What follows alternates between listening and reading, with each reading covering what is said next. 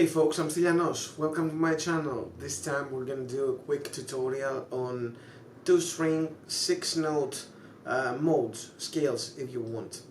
And what this will do is help you visualize your scales a lot better and being able to identify what you're playing in between the strings. So for example, most players usually can see their scales starting on the 6th string. But this isn't the case. While you're improvising, you can get yourself anywhere in between, on the D string, G string, with different fingers than the index. So there are many weaknesses that we can work on.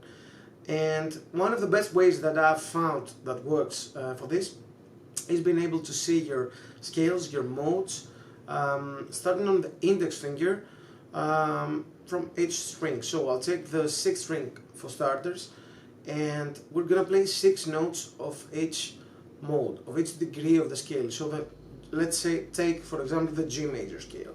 So the G major scale on the 6th string is the notes G, A, B, C, D, E, F sharp, and G again. Now you have whole steps in between every note, so from the first to the second, and also note that the notes can be called degrees. So the G is the 1st degree, the A is the 2nd degree, the B is the 3rd degree, the C is the 4th, the D is the 5th, the E is the 6th, and the F sharp is the 7th, and then we get back to the G again. And you get whole steps from the G to the A, from the A to the B, so from the 1st to the 2nd, 2nd to the 3rd, and then you get a semitone in between the 3rd and the 4th, then whole steps again to the 5th, whole step to the 6th, and the whole step to the 7th, and then another semitone from the 7th to the root, to the first one. So semitones in between G, C, and F sharp and G. Alright? So from each degree we can think of those modes. They are G Ionian, A Dorian, B Phrygian, C Lydian, D Mixolydian, E Aeolian, F sharp Locrian, and then G Ionian again. Now, if I visualize the intervals of each mode, and if I already know them from a theory perspective, I'd know that the Ionian mode has root, major 2nd, major 3rd, perfect 4th, perfect 5th, major 6th.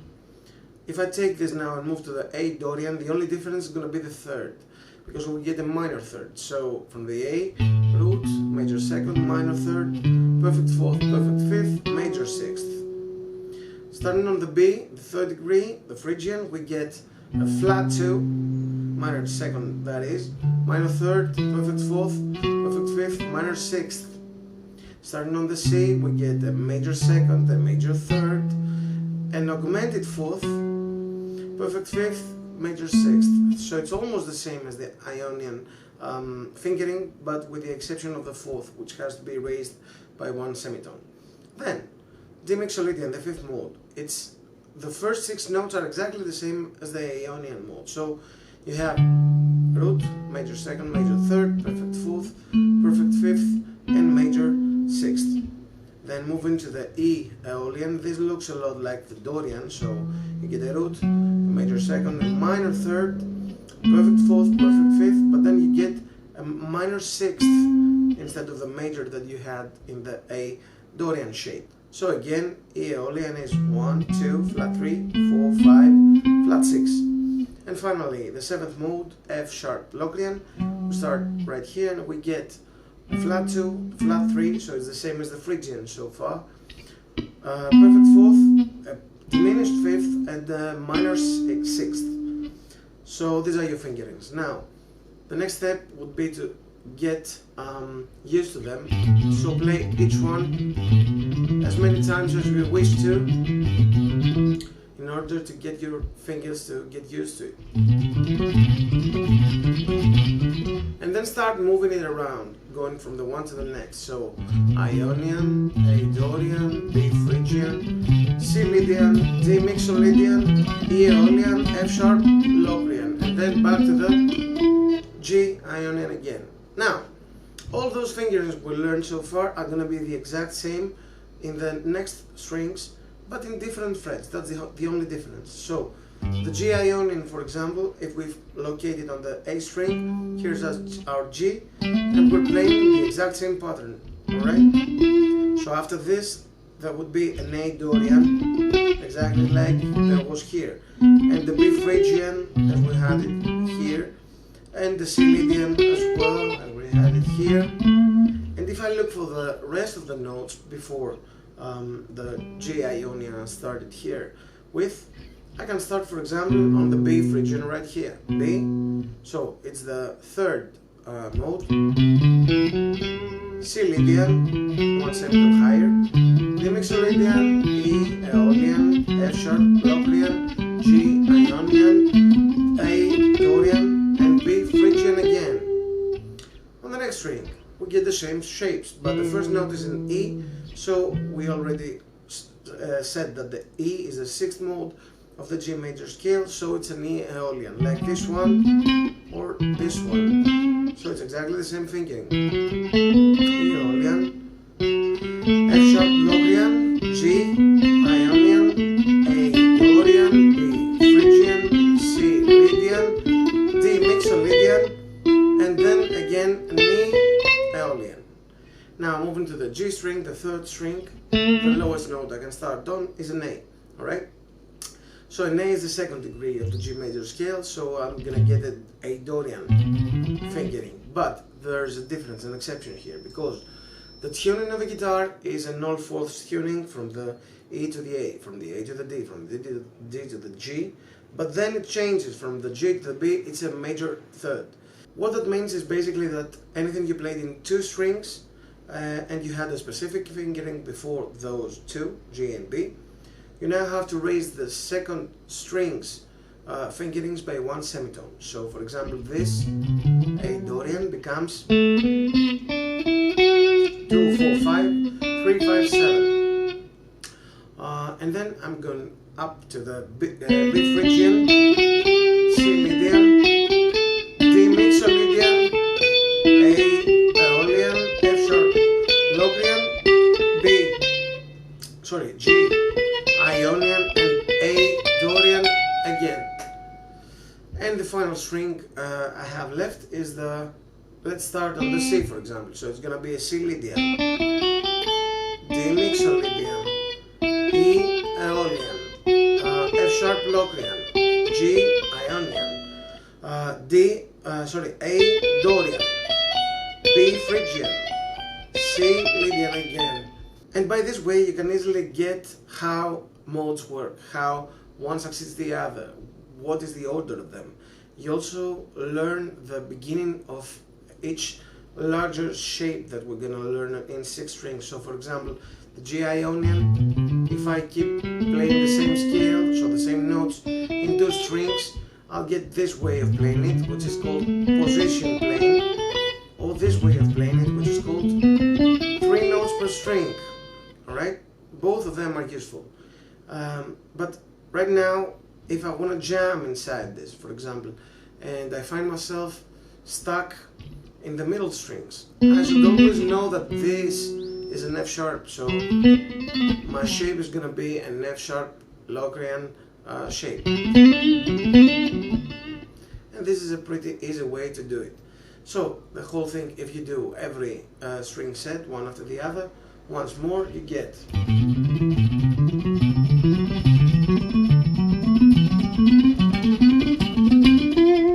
And I'll start on the B Phrygian.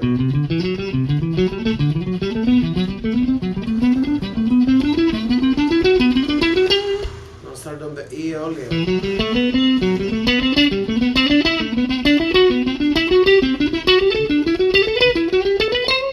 Then I'll start on the A Dorian.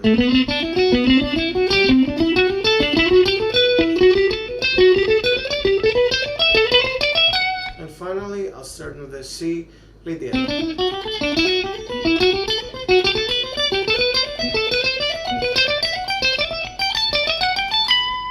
So the next logical step to this would be to learn how to play them backwards as well. And I don't mean descend the pattern that we already learned, which is an ascending pattern, because the notes ascend, we're going to use the same thing, but each time we play, for example, I'm going to start on the G Ionian here, and I'm going back to the F sharp Locrian here, Aeolian, D Mixolydian, C Lydian, D Phrygian, Aeolian, A Dorian, sorry, G Ionian again. And after you learn this, you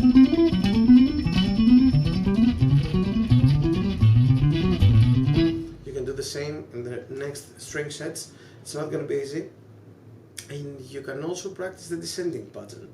So still think of your bass root note, but go to the last note of the pattern and then come back to the root. So G Ionian, D A Dorian, B Phrygian, C Lydian, D Mixolydian, A Aeolian, F sharp Locrian, and G Ionian again. The whole thing should sound like this.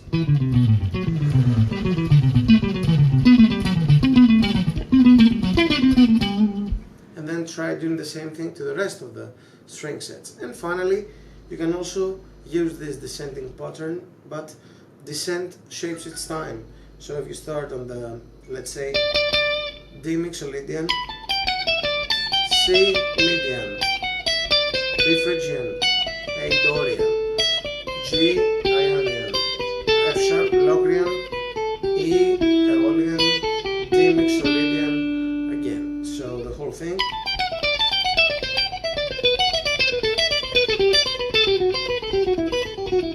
Note that I'm using alternate picking for the whole thing right now, but this is not a technique exercise, it's a fingerboard visualization exercise. So the first thing that you should care about is your left hand, or your fretting hand if you're left-handed.